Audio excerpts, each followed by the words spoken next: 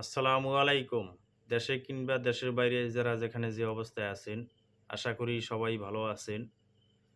প্রিয় ভাইরা আমার, আজকে আপনাদের সামনে একটা ভিডিও নিয়ে আসলাম। তো অবশ্যই ধৈর্য সহকারে সবাই শুরু থেকে শেষ পর্যন্ত দেখবেন। যদি ভালো লাগে অবশ্যই চ্যানেলটা সাবস্ক্রাইব করে রাখবেন। তো আজকে আপনাদের সামনে একটা ভিডিও নিয়ে আসলাম। মালয়েশিয়ার বিষয়ে কিছু আপডেট দেওয়ার চেষ্টা করবো।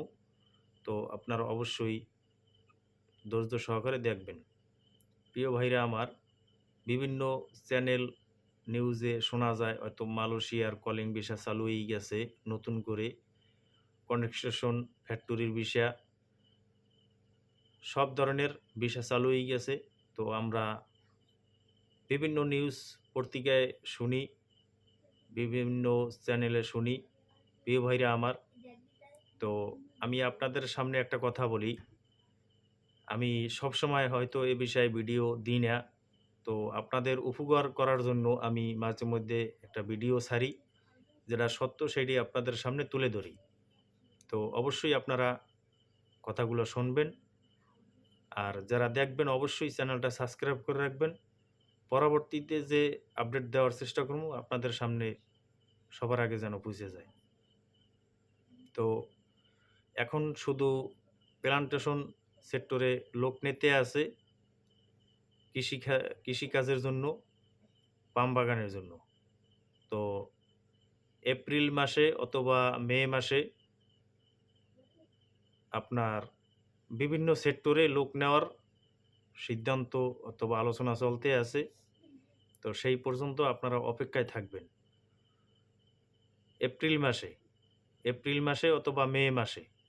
তো আপনারা সেই পর্যন্ত অপেক্ষা করেন। অবশ্যই আপনারা নতুন কলিং ভিসায় মালয়েশিয়া যাইতে পারবেন। বিভিন্ন সেক্টরে লোক নেবে মালয়েশিয়া। তো অযথা কোনো মানুষের কথা শুইনা আপনারা কারো কাছে পাসপোর্ট অথবা টাকা পয়সা জমা দেবেন না। আমরা সবাই জানি যে পিছনে 18,000 কর্মী যারা যাইতে পারে নাই, তাদের সবকিছু হয়ে গেছে কিন্তু ফ্লাইট হয় নাই, তারা যাইতে পারে নাই।